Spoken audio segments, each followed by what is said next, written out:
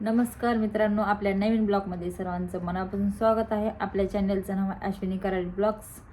तर बघा, आज आहे नवीन वर्ष. नवीन वर्षाच्या सर्वांना माझ्याकडून व माझ्या परिवाराकडून सर्वांना मनापासून खूप खूप शुभेच्छा.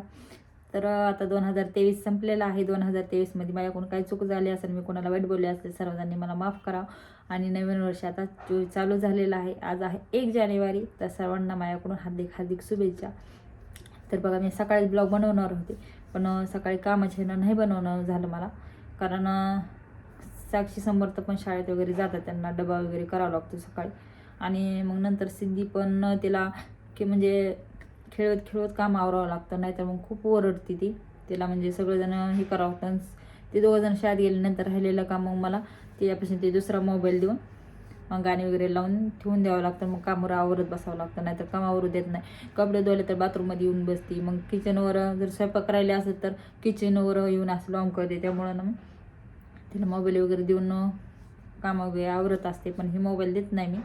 तर आत्ता म्हणजे सकाळी नाही बनवला, तर त्यामुळं तर आता सगळं ते शाळेत वगैरे गेलेले आहेत. आता सिद्धी पण झोपी गेली. सगळं पूर्ण काम आवरलं आहे, कारण सकाळी पण कसं सगळं काम नवीन वर्षाचं सगळं स्वच्छतापणे वगैरे घरात केली जरासं, आणि पूर्ण काम वगैरे केले, स्वयंपाक वगैरे सगळं झालं, काम आवरलं. तर मी सिद्धीनं जेवण वगैरे केलं, पण आता ती झोपी गेली. म्हणलं आता ब्लॉग बनावं तुमच्यासाठी खास, कारण काल एक बनवला होता छोटासा. आणि आता कसं ती जर जागी असेल ना तर मला बनवू देत नाही, खूप रडती ओरडती, मम्मा मम्मा सारखं करते. त्यामुळं मी आता ती झोपल्यानंतर पण आता ब्लॉग बनव. तर मित्रांनो कसं आहे, तर तुम्ही जसं सर्वांनी सपोर्ट केला पाठीमागं, तसं इथून पुढे पण प्लीज सपोर्ट करा. कारण कोणी सपोर्ट करे नाही गेले, सबस्क्राईब पण वाढ नाही गेले, यूज पण नाही गेले. तुम्ही सर्वजण सपोर्ट करा. इंस्टावर जसं तुम्ही सपोर्ट करता ना, तसं यूट्यूबवर पण सर्वजण सपोर्ट करा. आणि इंस्टावरची पण मी लिंक यूट्यूबवरती दिलेली आहे, आणि यूट्यूबच्या दोन्हीही लिंक मी इंस्टावरती दिलेल्या आहे. तिथे जाऊन तुम्ही बघत जावा सर्वजण. इंस्टाही बघा, आणि इंस्टावरची फॅमिली माझी यूट्यूबचे व्हिडिओ पण बघत जावा. कारण कसं मित्रांनो, तुम्हाला काय काय म्हणजे यूट्यूब फॅमिलीला असं माझ्या वाटतं की आणि बाहेर जाऊन रील्स बनावं, जरा छान छान बनावं. पण कसं मित्रांनो, आमचं म्हणजे माझे मिस्टर एकतर घरी नसतात, गाडीवरती असतात. त्यांना खूप लांब बेंगलोरचे खाली वगैरे जातं तिकडं. तर त्यांना बजाजला वगैरे जर गाडी भरली ना तर थांबता येत नाही. तर मग त्यांना गेले ना, एकदा गेले तर मग 8 दिवस पण लागतात, 15 दिवस पण लागतात गाडी खाली होण्यावर. नंतर भरायची, मग ती आणून ती दुसऱ्या शोरूमला खाली करायची, मग कंपनीला यायचं. मग गाडी जर भरली ना तर मग घराकडे येतात गाडी भरून. तर मग जाताना मग गाडी जर भरली असं जास्त पण थांबता येत नाही. आणि त्यांना मग 2 दिवस आज जर आले तर मग आजचे दिवस थांबतात, उद्या दुपारून लगेचच जातात. कारण गाडी भरल्यावर थांबता येत नाही, तर लगेच मालकाचा फोन येतो मग. त्यामुळं मला पण जास्त म्हणजे बाहेर ते जाता वगैरे येत नाही, कुठं व्हिडिओ पण बनवता येत नाही. मग जे घरात आहे ते मी व्हिडिओ रीलमध्ये तुम्हाला मी दाखवते. रीलमध्ये बघत जावं. कारण ज्यावेळेस तुम्ही सर्वजण सपोर्ट करता ना आम्हाला, तुमचं ज्यावेळेस आम्हाला सपोर्ट सगळ्यांना म्हणजे तुमच्या आशीर्वादाने जर काही सध्या यूट्यूबवर जर झालं चांगलं, तर आम्ही पण त्यांना म्हणजे असं की गात सध्या पण मी त्यांना म्हणते गाडीवर नका जाऊ, इथं लोकलला बघा कुठंतरी. पण ते नाहीत ऐकत. कारण लोकलला म्हणलं का पेमेंट कमी असते आणि घर चालत नाही, आम्हाला पाण्यासहित सगळं विकत घ्यावं लागतं. त्यामुळं तुम्ही मित्रांनो, तुमची बहीण आहे असं समजून तुम्ही सर्वजण सपोर्ट करा. फक्त एवढंच आहे की मी बाहेरचे व्हिडिओ नाही बनवू शकत, तर तुम्ही सर्वांनी सपोर्ट जर केला तर ते पण तुम्हाला मी माझ्या भावांसाठी बहिणींसाठी खास मी व्हिडिओ बनवण्यासाठी मी त्यांना बाहेर घेऊन जात जाईन. पण सध्या तर व्हिडिओ बनवता येत नाही, कारण ते पण नसतात घरी. आणि सिद्धी आमची लहान आहे, आणि ही दोघं शाळेत जातात, आणि एकटीनं तर बाहेर जाऊ शकत नाही. आणि मी तर जातच नाही कुठं. काय त्यांनी जर असेल तर काय काम असेल तरच, आणि गावात काही सामान आणायचं असेल तर बाहेर असं एकटी फिरू नाही देत. मी पण जात नाही कुठं काय मंदिर येतं वगैरे, यात्रा बित्रा असेल तरच मग आम्ही जातोच, नाही तर जास्त नाहीच कुठं असं. त्यामुळं मग जास्त लोकांना तिथे इंटरेस्ट आहे बाहेरचे व्हिडिओ बघण्यासाठी. कोण म्हणजे असं रडून व्हिडिओ काढतं, कोण भांडणं करून व्हिडिओ काढतं, कोण रुसून जातं, कोण घाण कमेंट. कारण त्यांना जास्त म्हणजे यूट्यूब फॅमिलीला पण तुम्ही पण राग देऊ नका, कारण खास तर लोकांना तीच इंटरेस्ट आहे. एक तर त्यातच इंटरेस्ट, आणि लोकांनी जे लोक करतात त्यांना पण मग नंतर वरती कमेंट करतात आणखी. म्हणजे माणसाचं कसं झालं आहे, इंटरेस्ट तर त्यांना तेच बघण्यात, आणि व्हिडिओ बनवला तर मग कमेंट पण करतात. तर त्यामुळं आम्हाला तसे व्हिडिओ बनवायचे नाहीत, जे आहे ते रिअलमध्ये. तर पण तुम्ही सर्वजण सपोर्ट करा.